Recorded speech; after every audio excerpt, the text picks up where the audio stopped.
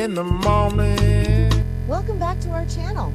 Today is a beautiful day to dive into the absolute chaos that is currently unfolding in Genoa City. Grab a snack and get comfortable because we have a lot of ground to cover regarding the Abbott family's latest nightmare. Let's get right into it. Okay, so I've been thinking about this and I just can't stop replaying the whole Jack, Patty, Kyle, and Diane situation in my head. Here's what's bugging me. Jack Abbott actually thought he had the upper hand. He really did. He thought he was playing 4D chess by hacking into Patty's phone while she was lounging in the Abbott mansion hot tub. Like, he finds the sticky note, he sees the phone, and his brain immediately goes to, yes, I will text Doctor. Markham pretending to be Patty with a fake emergency. And on the surface, I mean, not exactly, but kind of, it seems like a smart move. You lure the creepy doctor away from the fortress. You give Kyle an opening. But then again, that doesn't explain why Jack completely underestimated Patty Williams. I mean, this is Patty. Have we forgotten the yacht? Have we forgotten her entire history of psychotic breaks and kidnapping people? You don't just outsmart Patty Williams with a simple text message from a cloned or hacked phone. It's weird. Like, really weird. The whole thing is just weird. Actually, no. First, I should mention Diane's side of things before I get too deep into Jack's mess. Okay, wait. Let me back up. Diane Jenkins Abbott is trapped in this bizarre clinical nightmare with Dr. Lawrence Markham. And Diane is basically in full survival mode, playing the role of the smitten, cooperative patient. She's flattering him. She's asking about his zodiac sign. She's totally playing into his ego. And it was working. Markham gets comfortable. He takes off his jacket. He leaves the sedatives right there in the pocket. Diane sends him down to the wine cellar to get a bottle for their special meal. And boom, she swipes the pills. She opens the capsules, sprinkles the powder on his food, and she's ready to knock him out. It was brilliant. It was classic Diane, right? The woman who faked her own death in a park in 2011 is not going to just sit around and wait to be rescued. She was taking her agency back. Or maybe not. I don't know. Because it all falls apart so spectacularly. What was I saying? Oh, right, Kyle. So while Diane is setting her sedative trap and Jack is playing hacker at the mansion, Kyle is outside Markham's estate in the pitch black. And this place is like a fortress. There's a broken gate. There are these terrifying Doberman pinschers roaming the grounds. Kyle is out there, probably freezing, definitely terrified, just waiting for Jack's distraction to work. And you have to analyze Kyle's psychology here. He lost his mother for a decade because she faked her death. And now that he finally has her back, she's been snatched away again. The desperation Kyle must be feeling. It's palpable. He's not thinking straight. Jack told him not to be reckless, but Kyle is practically vibrating with anxiety. He bypasses the security, he dodges the dogs, and he actually manages to break into the house. For a second you think, wow, he's gonna do it. He's gonna be the hero. But wait, what was the point? The point is that Kyle's heroism is exactly what Patty and Markham were counting on. Because here is the absolute kicker that is keeping me up at night. The trap wasn't for Markham. The trap was for Kyle. Or at least, Patty and Markham were 10 steps ahead the entire time. When Kyle finally breaches the house and approaches Diane, thinking he's pulled off the heist of the century, Patty Williams just appears like a ghost or a really terrifying ninja in a nurse's outfit. I don't even know how to describe it, but Patty and Dr. Markham had completely anticipated this move. They knew Jack and Kyle were snooping around. They knew Kyle was watching the house. So when Jack sent that fake emergency text from Patty's phone, Markham probably knew immediately it was a setup. Or maybe Patty had a burner phone? I think it was episode 12 or 13. Somewhere around there where they established Patty and Markham's secret communication. Anyway, Patty doesn't just confront Kyle. She physically subdues him. Which, by the way, is wild. Patty taking down a grown, athletic man like Kyle Abbott, It just shows the sheer adrenaline-fueled mania she is operating under. Okay, I know I just said the opposite, but hear me out. Maybe Kyle let his guard down because he was so focused on Diane. He sees his mom, his brain floods with relief, and he completely misses Patty sneaking up on him. And Patty uses sheer force to capture him. Now, Kyle is the second hostage. He's tied up right next to Diane. Imagine the psychological horror of that moment. Diane has to watch her son, the boy she abandoned, and then fought so hard to reconnect with, get bound and gagged because he tried to save her.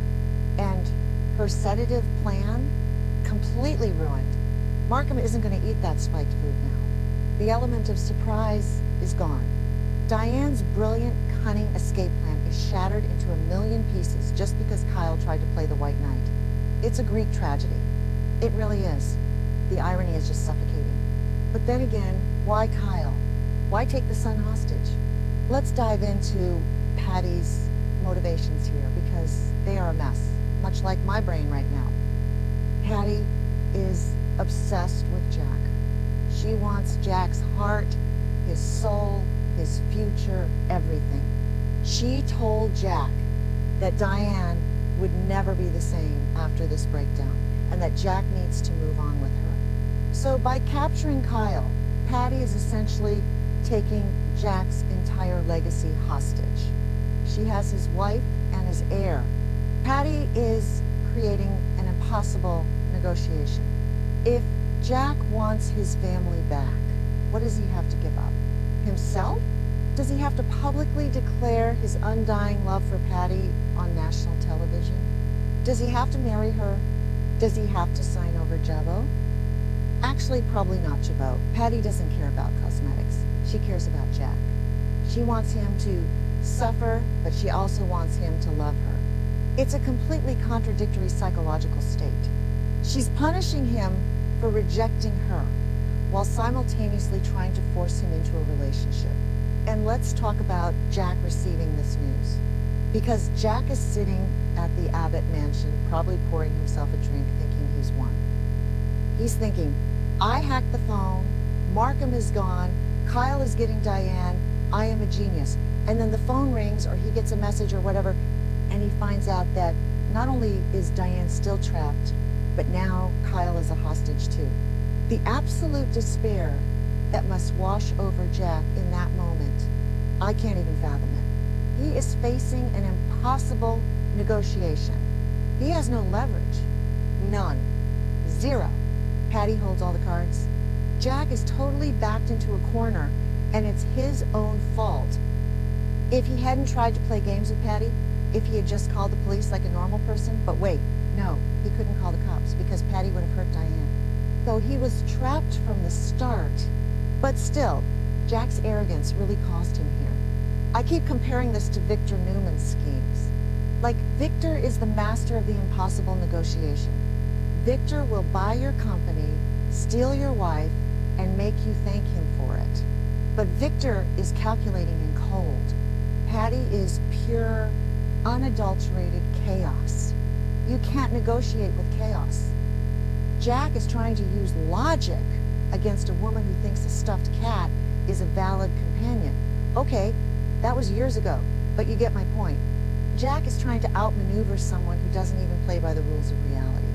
It's like trying to play chess with a pigeon. The pigeon is just going to knock over the pieces, poop on the board, and strut around like it won. That's Patty. She just knocked over Jack's chessboard, and now she's holding Kyle and Diane hostage. And what about Dr. Lawrence Markham in all of this? Is he just a pawn, or is he the mastermind? I mean, he's the one with the secure facility. He's the one with the Dobermans. He's the one manipulating Diane's therapy sessions, trying to brainwash her into thinking Jack abandoned her. But then he lets Patty call the shots. It's a really weird power dynamic. Markham seems too arrogant to just be Patty's lackey. There has to be something else he's getting out of this. Money? Probably. Victor Newman, money? Maybe? We know Victor funded Patty's return. So maybe Victor is secretly funding Markham too. But wait, Victor hates Jack, but would he really sign off on Kyle getting taken hostage? Victor has a soft spot for family, even if it's the Abbotts. Well, sometimes, or maybe not. I don't know. Victor's morality changes depending on the day of the week. Let me backtrack to Diane for a second. The psychological toll this is going to take on her is immense. She was so close. She had the sedatives. She had the plan. And now she's tied up next to her son. Diane's entire arc since returning to Genoa City has been about proving she's a better person, proving she's a good mother to Kyle. And now, her past actions, the fake death, the lies, are coming back to haunt her because Patty is using that exact history to justify locking her up. Patty is telling Jack that Diane just ran away again, playing on Jack's deepest insecurities. And Diane has to sit there, bound and gagged, knowing that her son is in mortal danger because he came looking for her. The guilt is going to eat Diane alive. If they survive this, and I mean it's a soap, so they probably will, the trauma is going to fundamentally change their relationship. And Tracy Abbott, poor Tracy, she's the moral compass of the family, and she's just watching her brothers spiral into madness. Tracy knew Patty was up to no good. She saw Patty with Markham at the Park Cafe. She tried to warn Jack. She tried to be the voice of reason. But nobody ever listens to Tracy until it's too late. Now Tracy's going to have to deal with the fallout of both Jack's wife and his son being held hostage by a maniac. The Abbott family is in total despair. The mansion is going to feel like a tomb. I wouldn't be surprised if Tracy tries to take matters into her own hands. Maybe she'll confront Patty herself. Actually, that would be amazing. Tracy going full mama bear on Patty Williams. I would pay to see that. Anyway, the point is, wait, what was the point? Oh, right, the rescue plan backfiring. The whole sequence of events is just a masterclass in tension, but also a masterclass in characters making the worst possible decisions. Kyle should have waited. Jack should have called the authorities. Diane should have. Well, Diane actually did everything right. She just got unlucky. It's frustrating to watch, but it's also brilliant television because you're just screaming at the screen. You want to reach through the TV and shake them. Like, basically, sort of, they all walked right into the spider's web while thinking they were the spiders. Does that make sense? Probably not. My brain is just fried from overanalyzing every single frame of this storyline. It's just, the stakes have never been higher for Jack. He's lost Jabot control in the past. He's lost his dignity on that yacht, but losing Kyle, that would break him. Jack's identity is so wrapped up in being a father and the pain